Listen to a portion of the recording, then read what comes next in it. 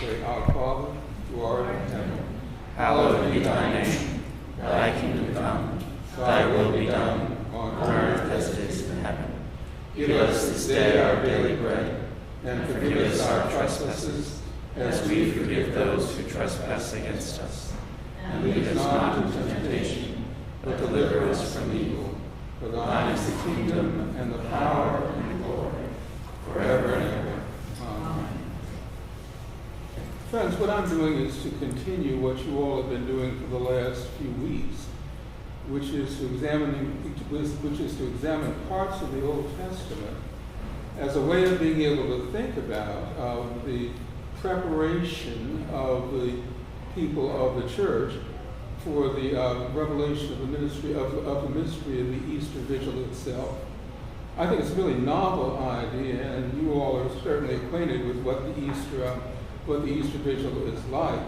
You also may be acquainted with the fact that the lessons that are picked for the Easter Vigil are relatively strong lessons, the narratives that you find inside of the prayer books, and that are augmented by those lessons from the prophetic literature, which is another expression of the hope of Israel for the restoration and for the eventual celebration of the children of Israel as they enter into the land and into the land of promise. But you also know that, like is true about just about any lectionary that you're going to deal with one place or another, the process of creating a lectionary is the process of selectivity, and therefore that you don't usually get a full reading of a book of the Bible at the Easter Vigil. God save us, we would do that and do all of Genesis on Easter Eve. But selections from the Bible instead, which sort of highlight the whole history of God's dealing with God's people in human history. Because of that, the consequence of that is that some lessons are in and some are out for the Easter Vigil. The lessons that are in should be the familiar ones for most of us. If you can think of what they might be, it would be things like the story of creation, or the fall of Adam and Eve in the garden, or the story of the great flood when it takes place, which is part of history, but also is a sign of what you and I would anticipate in baptism itself. And then, of course, the great miracle, the great story of deliverance, which took place at the Red Sea. Now, that's not to say that there are not other lessons inside of the Old Testament which might hint at what the Easter Vigil looks like and what Easter celebrates. And the fact that that's so means that there are characters that we'll see and hear of inside of the Old Testament, which draw us back into the story of Christ, draw us back into the story of our own redemption. Some of these characters, either from the Old Testament or from the apocryphal literature, or from literature which is rather clearly apocalyptic in nature, really are quite suggestive of what we find inside of the story of God's redemption of God's people. Some characters that show up there really begin to sound a whole lot like Jesus and what Jesus did, and we can feel this in a very palpable way by considering what gets used as lessons to be read during the time of Eastertide or during Holy Week itself. You all may be aware of the fact that one of the dominant expressions of Holy Week is the recitation of those servant songs from out of the prophet Isaiah. And the same thing might be said about some other Old Testament type characters that show up during the Easter cycle. The story of Shadrach, Meshach, and Abednego. Remember those three fellows in the burning fiery furnace? The story of Shadrach, Meshach, and Abednego is a story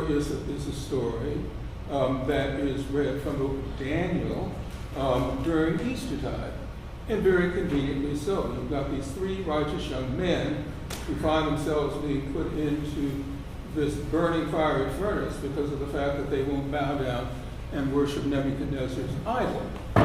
And you remember how the story works itself out. The furnace is made X number of times hotter than it had been before. And so they pushed the boys into the fiery furnace. And what happens when they push them into the fiery furnace? They dance on the flames. And you have that wonderful statement that shows up inside the story. And there was another one in there with them, dancing with them, who is not identified. But the idea is we all know who that the church is taken possibly to be. So, I mean, that's true about that story. It can be said about the story of Daniel, when Daniel was also subjected to questions and tests of his faithfulness to God, and was delivered from the mouth of the lion. Well, what I want to suggest is that we can continue that even further along by listening to some other stories from the Old Testament and asking the question, as much as the story of the binding of Isaac or the story of the creation of the world give us a picture of what holy history is, can we not also find incidences of that same holy history being played out in the lives of others? And I've often thought, when I've heard the story of Joseph, or the cycle of stories of Joseph that show up in the Old Testament, that Joseph is probably one of those characters, one of those individuals whose life can just as easily illustrate holy history as what we might find inside of the writings which are classically put into the Easter Vigil for recitation during the time of the Easter Vigil. Father Wall said, when I talked to him about this, he said, "Oh, everybody knows the story of Joseph." And I said, "Well, I think most everybody does know the story of Joseph." I always thought of Joseph as being a pain because of the way that he acted. And when he finally did rub his brothers the wrong way enough that they sort of wanted to get rid of him, but they were sort of nervous about what implications might be for them if they did that with their father, aged father still alive. You get a picture of an individual who stands out and who you follow inside of the Old Testament, who a rather large part of the book of Genesis, from Genesis 37 to the end of the book itself, when Joseph dies and is buried in a very Egyptian way. Joseph was provocative, to say the least, in what he said would take place. You'll remember that one of his gifts seems to be the interpretation of dreams, that he had dreamt of this scenario in which representative pieces of vegetation bowed down towards him, including not only all of his brothers, all 11 other brothers of his, but also his own father. And that Joseph seemed to have been something of a favored child in the way that he lived, in terms of being a member of a family, a rather large family of individuals. So that starts the story off, doesn't it? Joseph angers his brothers. His brothers wish at first to put him to death, but then they become a little bit more cautious about doing something as radical as that. And what they do instead is to throw him into a pit, and eventually sell him off to the Midianites so that Joseph might be taken away somewhere, and somewhere happens to be Egypt. Act 1, Joseph ends up in Egypt. Now when Joseph gets to Egypt, he has this same talent, which he'd been exercising before, that brought him into trouble. Now something that becomes helpful for him to be able to be associated with the ruling parties that existed inside of Egypt at this time. There was a dream. The dream, as experienced by Joseph, was something that he felt that he could interpret. He curried the favor of some of the servants of Pharaoh and of Potiphar, and eventually, the result of all of this, when it took place, was that Joseph gained a major position inside inside of the government in Egypt at first. But only after a little while, when his talent, which sprung one of those two individuals from being jailed up, was something that was not recognized, but rather which was met by being forgotten. That is, until there was another dream. And the other dream had to do more directly with the future of Egypt itself. That dream had to do with the fact that Joseph predicted that there would be a time in which the Egyptians would be subjected to a fair amount of prosperity in their agriculture, but later on would be subjected to a fair amount of drought. And the provisions for this, as this dream, which in this case Pharaoh had, would be provisions which would make it possible for Joseph to gain Pharaoh's ear and for Pharaoh to be able to essentially create a program in order to provide for the nation of which he was the leader. Now, what happens with all of these stories at the time that they take place? Joseph finds himself being raised in status. Joseph finds himself being raised not in Jewish status, but Joseph finds himself being raised in Egyptian status. By the time that you get to this deliverance that takes place inside of Egypt from the famine, Joseph was probably the second highest ranked man inside of Egypt.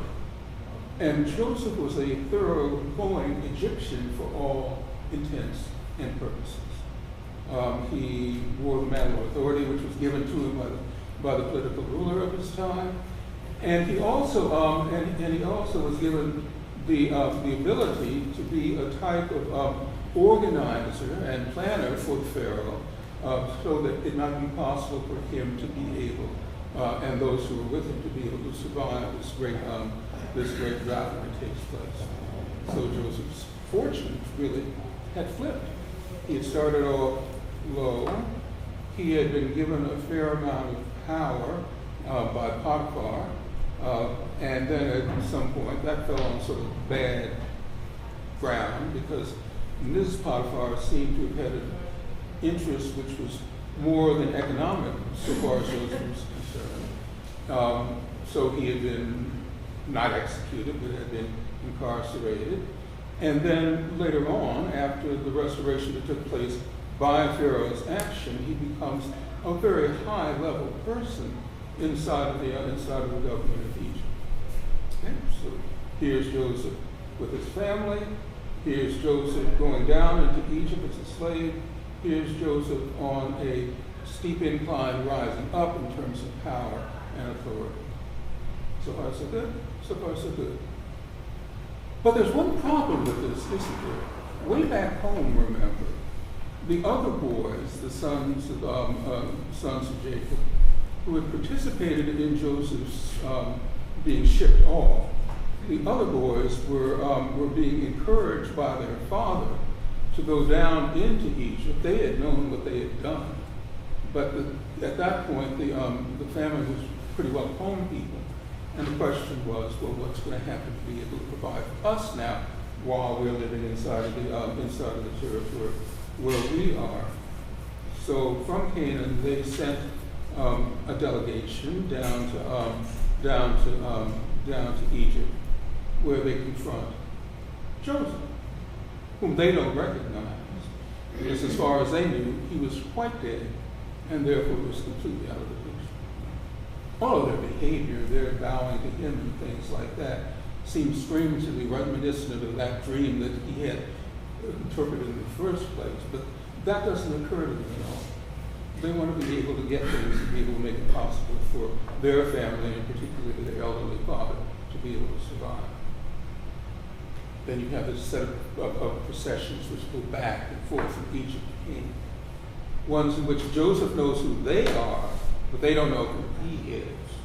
So when he treats them roughly and accuses them of being spies, they said, oh no, that cannot possibly be so. And he sends them off back to Canaan. But he tucks the money that they had taken to be able to buy the grain that they were seeking back inside of their sacks. And when they get back to their father and the bags get opened up, there's grain, but there's also the loot. So, what happens? They go back down into Egypt. They plead before Joseph, and they said, we had no idea that this money was still here. Joseph said, oh no, this shows me that you need our spy. Because if that's not so, if you're not a spy, then you trust me with anything. Is this all of you? No, we have a younger brother. Bring him down here. It'll kill our father. But he insisted. So back they go to the place where their family is. Eventually they bring Benjamin with them. Eventually Joseph breaks down in front of them and says to them as he does, I am Joseph, your brother. I went before you in order to preserve life. Now that's the story. That's sort of in a somewhat quick nutshell. That's the story as it's told. There are several things about this story that might well be worth looking at when you have a chance to be able to read the Joseph story again. One is the structure, and I'm sorry that I really should have made a handout for you all, but this is sort of the structure of the Joseph story. And what you'll find out is that throughout the Joseph story, there are paired occurrences. Can I illustrate just a few? In chapter 37, verses 2 through 11, there's some trouble between Joseph and his brothers, which is magnified in 37:12 through 36 by more trouble between Joseph and his brothers. In 38:1 through 30, there is mentioned the story of Judah, one of Joseph's brothers, who is sexually tempted. And then you get the story of Mrs. Potiphar. In 41 to 23, Joseph interprets two dreams of his prison mates. In 41:1 through 37, Joseph interprets two dreams of Pharaoh. So you get this sort of balanced thing throughout the whole of the narrative itself, where you have the interlocking story of Joseph and his family being told synchronously, at the same time. Things are going on exactly at the same time. One of the things that you'll notice about this story is the absence of one person's name throughout it, which is not like what you find inside of the story of stories that are also part of the Easter Vigil liturgy. And that person is God. God's name is not often mentioned at all. And God's activity in this story of Joseph is hardly highlighted by a picture of God intervening in human history and changing things up. You think about creation, how God goes and brings all these things together as the prime actor in the creation story. You think about the dialogue that takes place between Abraham and his son Isaac, where the whole idea of the sacrifice of the child is something that is seen as being something demanded by God, and God actually is the one who intervenes in the story itself. But rather he does so in order to be able to preserve life. Now if we listen to the story of Joseph, God does not speak. So it's more or less as if there is running underneath this story of Joseph what might be in essence, a sort of murmur of God which works throughout the story, but does not do so overtly. It's sort of the picture of, if I can use these words, the silent God.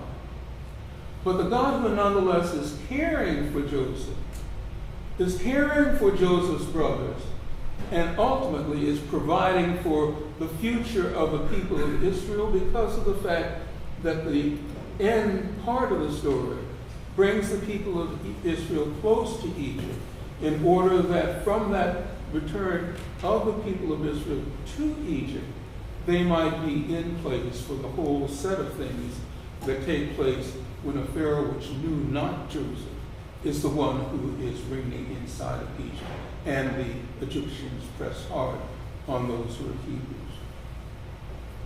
I've always thought that there must be something in this picture of Joseph as an innocent character that binds his story to the story of Jesus on the cross, in terms of how God responds even to the pleas of Jesus at the time when he was crucified.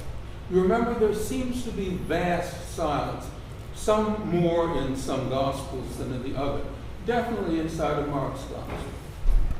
And that picture of silence conveys the idea that outside of all of the activity that is surrounding Jesus in his life, sort of like when Jesus says, Eloi, Eloi, lama sabachthani, my God, why have you forsaken me? And there's no answer from God.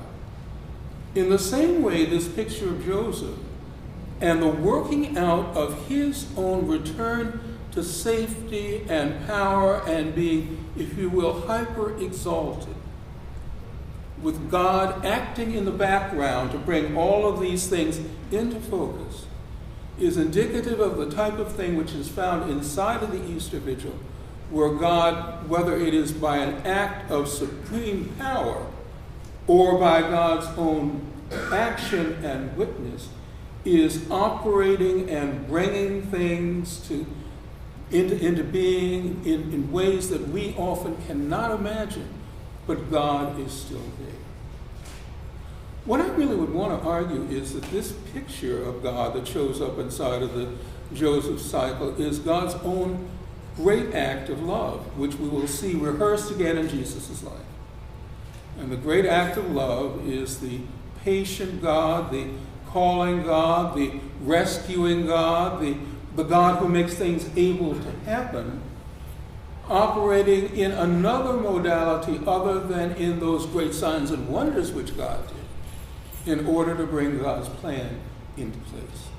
Now that's my conviction, at least, about the Joseph story. I'm looking at the clock right now. It's about 10 minutes of 11. So I'd like to stop here if I can, and see whether or not this provokes anything or an argument or whatever at this point, and then we'll see see whether or not that might not be a convenient place for me to be able to close this point. Yes, ma'am. So the parallel for our own lives too, because we think God's missing. And sometimes we don't know until we get to a certain point where we can see how certain things unfolded, certain problems work themselves out, and maybe we didn't be praying for it, maybe the answer came through a slightly different way, but we don't always hear the voice of God or see certain things, but it flushes out for our betterment some kind of way. I think that God was, the Holy Spirit working through things.